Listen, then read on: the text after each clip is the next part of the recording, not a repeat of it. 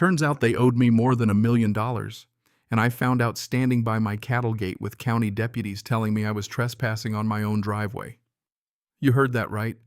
They told me I was in the wrong place on the land my family's owned longer than the subdivision across the ridge had existed. That morning started quiet, then snapped like a line under too much weight. And I'm going to tell you exactly how a neighborhood full of rules, a stack of bad maps, and one very determined HOA president almost stole more than my dirt. I was under the carport tightening the hinge on that old gate when the crunch of tires on gravel made me look up. Sheriff Wade Collins rolled to a stop, hat low, one hand on his belt like he was keeping time. Next to him stood Heather Mallory, clipboard heels, the kind of smile that says she's been rehearsing this moment. She held a stack of papers to her chest like a shield and a sword at once. "Cole," Wade said, voice flat. "We've had a complaint. HOA says you're trespassing on community property." For a second, I just stared at him. Trespassing. On my driveway, I tapped the dirt with my boot. "This is my driveway, Wade. This is my land. I've lived here 21 years. Heather stepped forward before anyone could breathe. "Your structures violate community standards. Your solar array is an eyesore. That cattle gate, it's not approved." Her tone had the smugness of someone who's sure the paper trail backs her up. I let my breath out slow. Matching a bully's volume never helped anyone. "Heather," I said, "I'm not part of your HOA. This ranch was here long before Mallory Ridge ever existed." She tightened her jaw, that little human wrinkle people get when they smell trouble.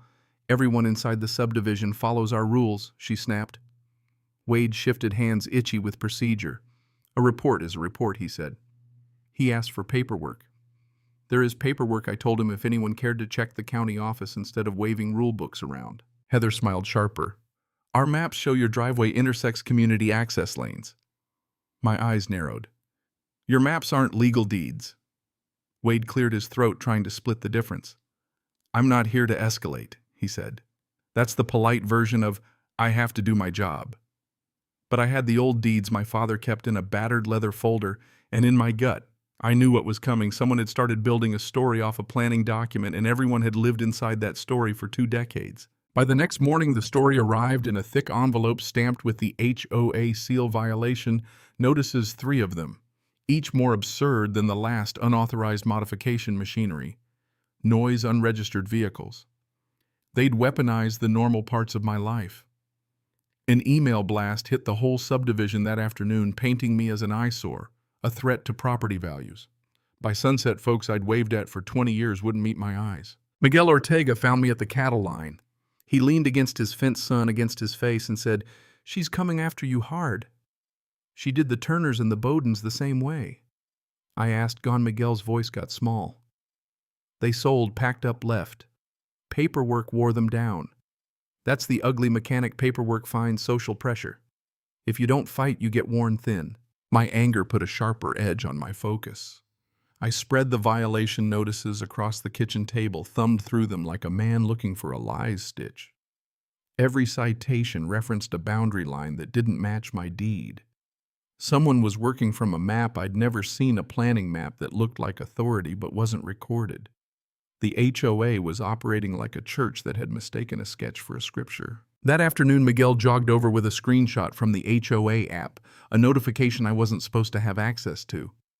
Heather had posted a poll, should the HOA request county enforcement assistance regarding me. It read like an attempt to isolate me socially and legally. Miguel warned me, she never comes after folks unless she thinks she already has something on them. That line stuck in my ribs.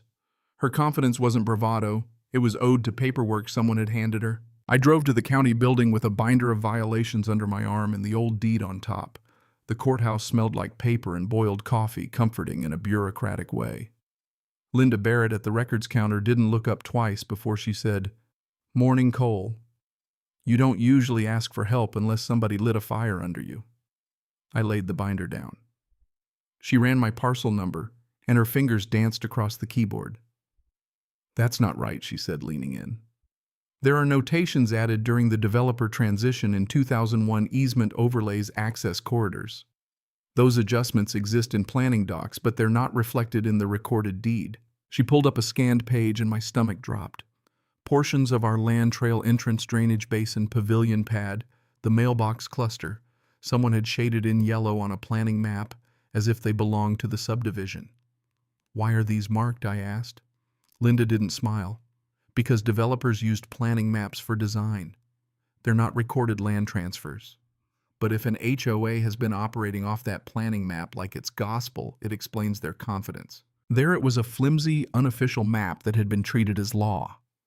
Heather's certainty suddenly made sense. She believed it so thoroughly, she'd started enforcing it. Linda handed me a photocopy of the planning map worn at the edges and said quietly, "If you challenge this, you force the HOA to defend 20 years of unauthorized use that's messy." My chest filled with a fierce kind of leverage. If truth was a tool, I suddenly had a blunt, heavy one. I called Tommy Reed, the county surveyor who'd worked with my father. He showed up in a dusty pickup with GPS gear stacked in the bed and said, "Heard you stirred something up." We walked the parcels he'd flagged in Linda's printout. Tommy didn't talk much. He measured, he marked. He logged coordinates like a man placing pins on a map of facts. Orange stakes went in the ground like accusations, playground, pavilion, pad, retention basin, mailbox cluster flagged in the open. Heather stepped out of her house like she'd been alerted by radar when Tommy hammered in the last stake. Clipboard against her chest nails clicking, she demanded, "What do you think you're doing?" Tommy didn't flinch. "We're placing survey markers on parcels legally owned by Cole Maddox. County records confirm it." Her face flickered. For the first time, I saw fear, quick and ugly. Neighbors came out, curiosity pulling them down the sidewalks. Confusion spread through the crowd. A woman from the pavilion committee muttered, "Are you saying we've been using his land?" Heather's voice tried to rally. "This man is disrupting community order." But Janice Fuller, a retired teacher who'd had enough, stepped forward. "Heather, we should verify with the county," she said. Heather snapped, but Janice didn't back down. When the silence stretched, the mood shifted. Power tiptoes when folks start to look. That night I wired cameras across my property roof workshop, the old oak that watched the subdivision. You don't put cameras up because you want a movie, you do it because you expect the show. A few nights later, footage told a story that made my jaw ache. Heather in leggings and a windbreaker sneaking to the property line with a black trash bag, dumping yard waste like she was reclaiming space. Her husband reversed a landscaping trailer across my pasture and left a rut deep enough to swallow a boot. Then the clip that changed everything, 10:29 p.m. Heather crouched by a bright orange stake with a can of green spray paint, repainting stakes to match the grass, trying to erase the line Tommy had put down. I watched the footage until my phone slept. Then I walked to the mailbox at the moment I knew she would be there. "Morning, Heather," I said like I was checking the weather. She stiffened, then demanded I stop filming. I played the clip on my phone. Her face turned from anger to pale surprise. "You can't record people like that," she sputtered. "On my land," I said. "You stepped onto it without permission at night." She hissed, "Delete it," and I said no. I told her I would make copies. She walked off with her mail like a woman whose script had been snatched away. I filed everything into an evidence binder labeled unauthorized activity and called Grace Holloway, a lawyer who treats facts like explosives. Grace read and she didn't smile. "This is worse than harassment," she said. "It's legally reckless." She pointed to the easement file, temporary construction easement, expired 2017, never renewed. That means every year since then they've been on your land without rights. That's liability. She laid out the math, back rent, maintenance, restoration penalties. The totals were ugly. If enforced fully, they would ruin an HOA. But this was not about vengeance. It was about right and wrong, and about the way power bends when unchallenged. Grace sent a cease and desist that afternoon, certified mail copied to the county attorney. Heather doubled down with more violation notices taped to my gate the next morning. Panic makes people dumb, and dumb people leave tracks. Miguel brought me old HOA letters, fines for blue doors, complaints about backyard gardens, all signed by Heather. Janice produced meetings, recorded emails where Heather smeared people. The community's story was unraveling into a pile of receipts. We went public. Not with shouts, but with a barbecue on my land. That's where you get witnesses and burgers and people who are more honest when the sun is out. I asked folks to come. Miguel manned the grill, Janice set tables. Grace invited county officials. Sheriff Wade showed up to observe, not arrest. Heather arrived with 2 board members and a deputy like a small parade of indignation. I stepped onto a bale of hay and laid out the deeds, the survey, the footage. Faces went from confused to stunned.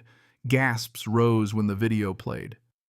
Heather tried to claw back the narrative, fabricated evidence, she cried, but the footage showed what it showed.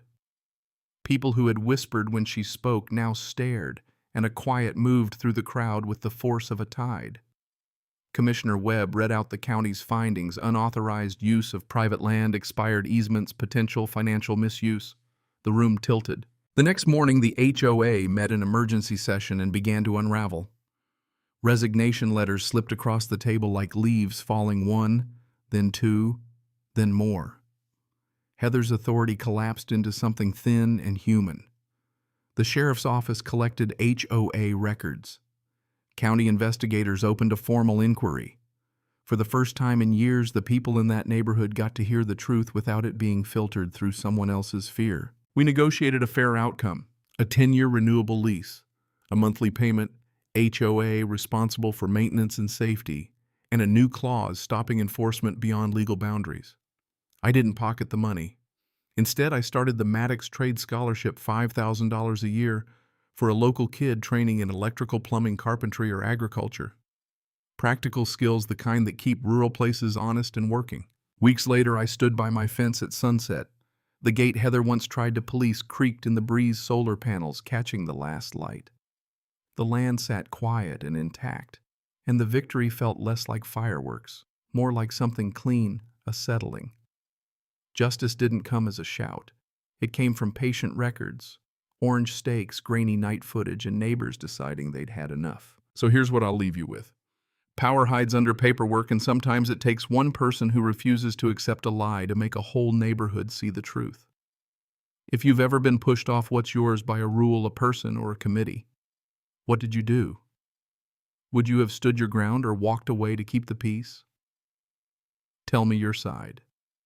Share a moment when you faced unfairness, or when you watched someone else stand up, because justice only works when ordinary people decide it matters.